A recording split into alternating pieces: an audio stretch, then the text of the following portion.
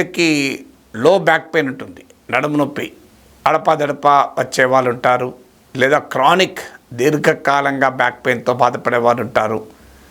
So ఈ back pain అనేది ఒక వెరీ కామన్ హెల్త్ ప్రాబ్లం ప్రపంచవ్యాప్తంగా. వరల్డ్ హెల్త్ ఆర్గనైజేషన్ అంచనా ప్రకారము 61.9 crore 619 మిలియన్లు అంటే సుమారు 62 కోట్ల మంది ఈ లో బ్యాక్ పెయిన్తో బాధపడుతున్నారు. సో ఇది రోజు రోజుకి ఇంకా పెరుగుతోంది. ఇప్పుడు మీకు 2050 నాటికి 843 మిలియన్ పీపుల్ లో బ్యాక్ పెయిన్తో బాధపడతారని WHO అంచనా. అంటే 84 కోట్లకు పైగా ప్రజలు లో బ్యాక్ పెయిన్తో బాధపడతారు అని. మరి ఇందులో 90% కేసులు ఏ రీజన్ లేని బ్యాక్ పెయిన్, అంటే ఏదో స్పైనల్ కార్డ్ దెబ్బతినో లేదంటే ఇంకో ప్రాబ్లంతో బ్యాక్ పెయిన్ కాదు.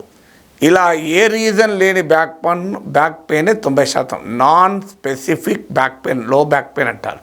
అంటే పర్టికులర్ రీజన్ తెలియదు కానీ బ్యాక్ పెయిన్ అయితే ఉంటుంది, నడుము నొప్పి అయితే ఉంటుంది. ఏ టెస్ట్లు చేయించినా ఏమీ లేదంటారు డాక్టరు, కానీ నడుము అయితే నొప్పి లేస్తూనే ఉంటుంది. ఇలాంటి వారికి ఏంటి పరిష్కారం? పెయిన్ కిల్లర్లు వేసుకుంటే కిడ్నీ పైన ఎఫెక్ట్ అవుతుంది అనే భయం. ఇక ఏం చేయాలి? ఇది మరీ ముఖ్యంగా ఈ సిట్టింగ్ పోస్చర్లో ఎక్కువ కాలం కూర్చొని పనిచేసే వాళ్ళు ఉంటారు. అంటే మనకు ఐటీ రంగంలో, ఇతర జాబ్స్లో, ఆఫీస్ జాబ్స్లో గంటల తరబడి కూర్చొని ఉంటారు. సో అలాంటి వాళ్ళలో ఇది ఇంకా ఎక్కువ ప్రాబ్లంగా ఉంటుంది. కారణం పూర్ పోస్చరింగ్ అంటారు.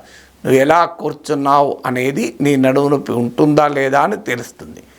సో చాలా కాలంగా ఉన్న నాలెడ్జ్ ఏంటంటే ఎక్సర్సైజ్ చేస్తే, మీరు యోగా కానీ ఇలాంటి ఎక్సర్సైజ్ చేస్తే నడుము నొప్పి ఉండదు, అందరికీ తెలిసిన విషయమే.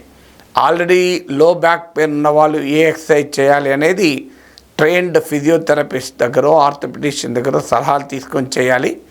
బట్ నార్మల్లీ రెగ్యులర్గా ఎక్సర్సైజ్ చేసేవారికి ఈ లో బ్యాక్ పెయిన్ అనే సమస్య ఉండదు, unless there is a specific reason for that. అంటే ఏదైనా ప్రత్యేకమైన కారణం ఉంటే తప్ప.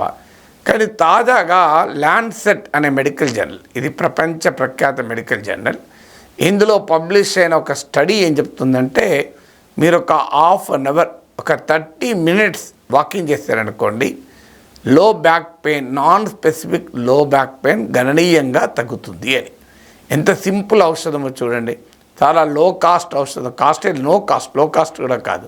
వాకింగ్కి ఖర్చు ఏముంటుంది? సో మనం ఇంటి చుట్టూ నడవచ్చు, రోడ్డు మీద నడవచ్చు, పార్క్లో నడవచ్చు, ఎక్కడైనా నడవచ్చు. సో కనుక ఒక హాఫ్ అన్ అవర్ వాకింగ్ చేయగలిగితే మన లో బ్యాక్ పెయిన్, ఈ నాన్ స్పెసిఫిక్ లో బ్యాక్ పెయిన్ గణనీయంగా తగ్గించవచ్చు. మనం ఎంతసేపు ఎక్సర్సైజ్ చేయాలి? మరి హాఫ్ అన్ అవర్ సరిపోతుందా? నార్మల్గా అయితే ఫిజిషియన్ అడ్వైస్ ప్రకారం నడుచుకోవాలి.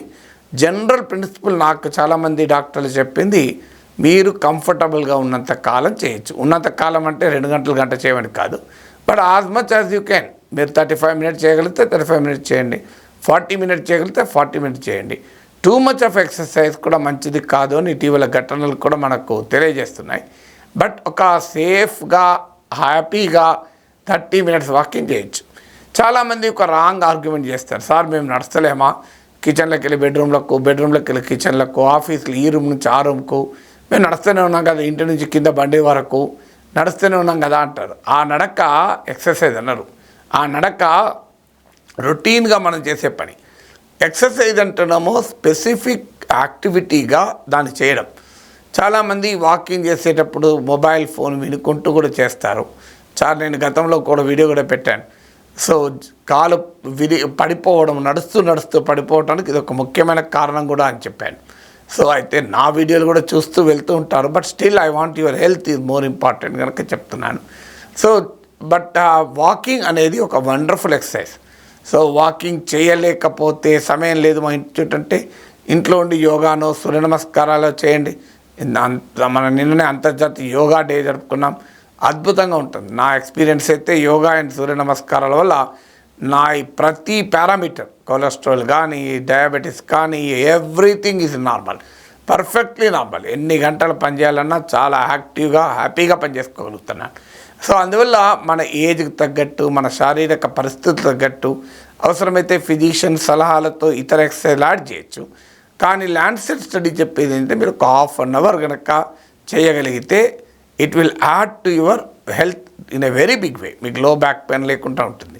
నేను గతంలో కూడా వీడియోలో చెప్పాను స్టడీస్ ఆధారంగా మీరు ఎప్పటికీ కూర్చొని పనిచేసే వారైతే కనీసం పీరియాడిక్గా కొంతసేపు అయినాక లేచి ఓ 10 అడుగులు అటు ఇటు నడవండి. బాడీలో యాక్టివిటీ లేకపోతే బాడీ అనివార్యమైన అనారోగ్యానికి కారణమవుతుంది. సో ఈ నాన్ స్పెసిఫిక్ లో బ్యాక్ పెయిన్ పరిష్కారానికి ఇంత దివ్య ఔషధాన్ని ల్యాన్సెట్ స్టడీ మనకిస్తోంది. ఇది ఆస్ట్రేలియాలో ఒక రీసెర్చ్ జరిపారు.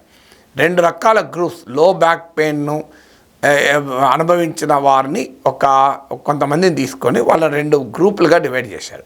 మొదటి గ్రూప్ కోమో ఎలాంటి ఇంటర్వెన్షన్ ఇవ్వలేదు, అంటే వారు నార్మల్గా ఇదివరలాగానే ఉన్నారు. రెండో గ్రూప్ ఏమో ఒక ట్రైన్డ్ ఫిజియోథెరపిస్ట్ ఆధ్వర్యంలో వారిని రోజు హాఫ్ అన్ అవర్ నడిపించారు. తర్వాత వీళ్ళను 12 మంత్స్ నుంచి 1 ఇయర్ నుంచి 3 ఇయర్స్ అబ్జర్వేషన్ చేశారు. ఈ అబ్జర్వేషన్లో తేలింది ఏంటంటే ఈ హాఫ్ అన్ అవర్ వాకింగ్ చేసిన వాళ్ళలో రికరెన్స్ ఆఫ్ నాన్ స్పెసిఫిక్ లో బ్యాక్ పెయిన్, అంటే గతంలో నడుము నొప్పి వచ్చి మళ్ళీ రావడం అనేది కంపారిటివ్లీ గణనీయంగా తగ్గింది. సో అందువల్ల ఈ రీసెర్చ్ ఆధారంగా లో బ్యాక్ పెయిన్కు దివ్య ఔషధంగా వాకింగ్ను ల్యాన్సెట్ అనే మెడికల్ జర్నల్ సజెస్ట్ చేస్తుంది.